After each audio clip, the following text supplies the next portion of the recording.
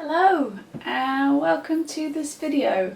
I thought we'd come back to the maps as we haven't had that as a backdrop for a while. Not that it's related to anything I'm about to say, I just thought it's a bit different. So today I thought to talk about podcasts. I've been listening to podcasts a lot since lockdown and all of that. I started getting into them just a bit before. So I thought I'd give you my top 7 podcasts and we'll go 7 to 1. Obviously none of these are bad, otherwise I wouldn't be recommending them to you. But they are in order of my preference of listening, shall we say. My taste in podcasts is probably more that of comedic ones that make me laugh rather than anything too serious. I tried listening to a true crime podcast once because I do like that kind of thing on TV and stuff, but I found that my imagination took things way too far and I didn't sleep for a little while afterwards, so we don't do true crime. We should add that all of these podcasts can be found on either the Apple Podcast app that you get on iOS or on BBC Sounds. Number 7 is Scarlett Moffat's I Want to Believe. So this is a podcast that obviously Scarlett Moffat hosts. She does it with her boyfriend Scott, and she is big into conspiracy theories and like ghosts and all of that kind of thing, and aliens and that stuff, and Scott really isn't. So the podcast is her essentially trying to convince him that these things are real and that he should believe in them, and he's there to debunk all of her theories. But it's quite funny. Obviously they're a couple, so they have their jokes between themselves, and obviously they're quite comfortable with each other. They live together, so they occasionally bring in guests and that can be very funny. I think my favourite episode is the one that they've done with Joe Lycett. Largely I'm Team Scott. I don't often believe fully in what they're trying to say, although I was very interested in the episode about the Mandela effect. So you can find that one on BBC Sounds. It used to be on the Apple Podcast app, but it doesn't appear to be anymore, so that's BBC Sounds for that one. And then in at number 6 is Grounded by Louis Theroux. If you've seen my book review that I'll add up here, where I read Louis' autobiography, you would know that I very much like Louis Theroux. I like his programmes. I feel like I've seen most of them. So when I heard that he was doing a podcast, I thought, why not give it a go? And this is where he brings in a guest, someone that he wants to delve into their life a bit more. So there's been episodes with Ruby Wax, Miriam Margolyes, KSI, Ryland Clark Neal, so a variety of people. I'm not always convinced they're people that he wants to meet, although a lot of them he does seem to be a fan of their work. And it's just very interesting, and obviously Louis Theroux has a very natural style of interviewing people that does still work over a podcast even though he's not seeing them face to face. The reason it's at number 6 for me is that some of the episodes aren't as good as the others. It's not a consistently good podcast for me. There are people that I find more interesting than others, and there are people that respond better to Louis than others have. So that one is a BBC Sounds app, but you can also find that on the Apple Podcast app. In at number 5 for me is Happy Mum, Happy Baby, which is hosted by Giovanna Fletcher, who you may or may not know as the most recent winner of I'm a Celebrity. Obviously I don't have children, I've never been pregnant, I've never given birth because, I've never been pregnant, but I really like this podcast. I think it's very insightful. It again brings in a guest and Giovanna interviews them about, it's mainly women, so largely motherhood, although she has had a few men on to talk about motherhood and their experiences of pregnancy, childbirth, raising children.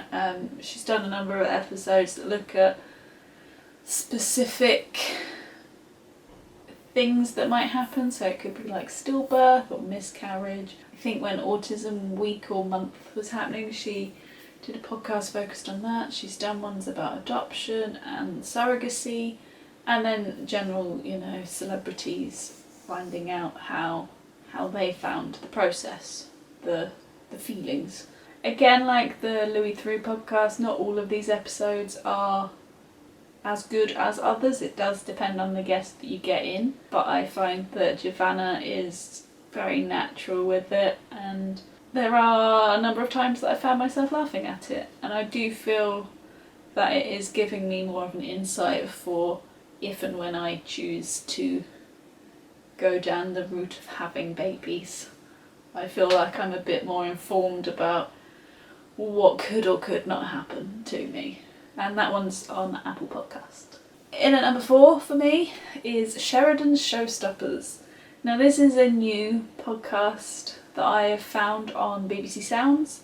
I listen to it when I'm working because essentially Sheridan Smith speaks to people that are interested in or have been a part of musical theatre shows. Again, this is another sort of interviewee podcast where she gets in a guest and they talk about their favourite shows and songs and things like that. Now, I don't think Sheridan Smith is the most natural interviewer, but the reason it comes above Louis Theroux and Happy Mum, Happy Baby for me is just because I get to listen to musical theatre songs. So she will ask them, if they made a jukebox musical of your life, what would be the opening number? They'd pick a song from a show or something, and then you'd get to hear that song. So I find it very good for while I'm working because it's a mixture of talking and music, and I find that I can still concentrate on what I'm doing as well as enjoying the show that I'm listening to. I would prefer if she got on, I was going to say musical theatre performers, but these people are, but it's people like Amanda Holden and Michelle Visage and people like that who have a fame outside of musical theatre. I would rather she got on like Michael Ball, or trying to think, for me it would be like Carrie Hope Fletcher or the people like that whose name is largely in musical theatre, and their opinions, rather than the same old celebrities that get rolled out for most of these podcasts. Saying that, she has done one with Alfie Boe. That's the reason why I put that one at number 4, is because of the music essentially, and the joy that musical theatre does bring me. We go into our top 3. These are all kind of similar, I would guess, and maybe not. So we go into our top 3, and in at number 3 is Evil Genius. This is a panel podcast. It's hosted by Russell Kane, and they take famous figures who have now died and they reveal facts that will either make them evil or genius. You can't have grey areas, they are one or the other, cancel culture as it is right now. So the panel of 3, normally comedians, have to battle with the facts that are coming out of them about the person and decide whether, the work outweighs the personal life and that kind of thing. Often it's things like racism or misogyny that come out. It seems a lot of people from the past seem to have that in their back locker, so to speak. But the podcast is kind of informative anyway. They take people that you think are supposed to be a genius and see whether facts revealed makes people change their mind, or people that are deemed in history as evil, and see if there are anything that can turn people onto the other opinion. So that one I think is on BBC Sounds, but I once again used the Apple Podcast app for that, and I have listened to the entire back catalogue. I don't know how many, is there like 4 series of it now? I've listened to every one. Again, there are some figures that I find more interesting than others, and some panellists that I find better than others, but yeah, it's just an enjoyable one, particularly while I'm walking the dog. So we come to our top 2, and in at number 2 is a new podcast that I found fairly recently, and I have almost finished going through the back catalogue of it, and that is Wheel of Misfortune. So This podcast is hosted by Alison Spittle and Fern Brady, who are both comedians. Not ones that I'd really heard of before, I have to admit. And they have a wheel of misfortune which they spin. It lands on a subject and then they have to tell an embarrassing or traumatic story referring to that subject. They also have voice notes from members of the public and they get in a guest who gives their story as well. I have found this podcast incredibly funny. It makes me laugh on the regular, and some of the stories from the public, wow. I don't think I would ever get on because I don't think my stories would be good enough, but they've done subjects such as fandoms, work, bad dates, poo, all sorts of things. I'm hoping this one will stay around for a while because I really do enjoy listening to it. Largely on my morning walks with Jeff because that's where I listen to most of my podcasts. And we've made it, if you've made it this far, congratulations, but we've made it to numero uno, number one. And if you looked at my podcast app on my phone, you'd think I wouldn't like this one very much because I have a lot of the episodes to listen to, and that's because I like to listen to it while I run. The episodes are long and I'm not a very quick runner, and it's just very, very funny, and that is of course Shagged, Married, Annoyed, which is with Chris and Rosie Ramsey. So these two are a real life couple. They are married, they live together, they have 2 kids, and they do this podcast weekly. They share the things that have annoyed them that the other one's done, and they go on rants about random things. But the main bit and the best bit, similarly to Wheel of Fortune, is that they get stories from the public.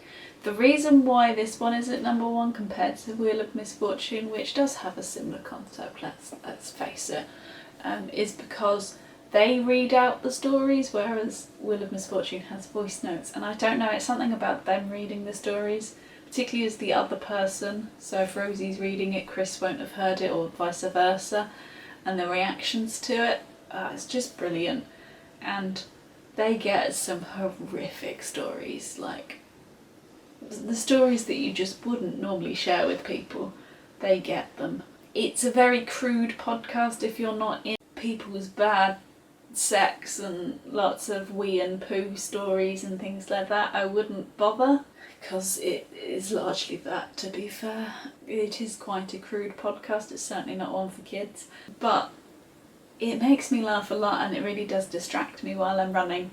And I look at it often and go, I really want to listen to that, but I know I need to hold on to it for my runs. So there you go. That is my number one podcast and the one that I would recommend, caveat, if it's your kind of thing, to anyone.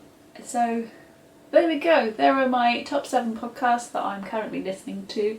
If you have any recommendations for me, please put them in the comments below, because I'm always open to trying something new, and the way that I'm getting through podcasts at the moment, I'm gonna need some new shows to listen to. And if you've enjoyed this video, please give it a thumbs up. If you haven't already, please go ahead and subscribe, and I will see you in the next one. Bye!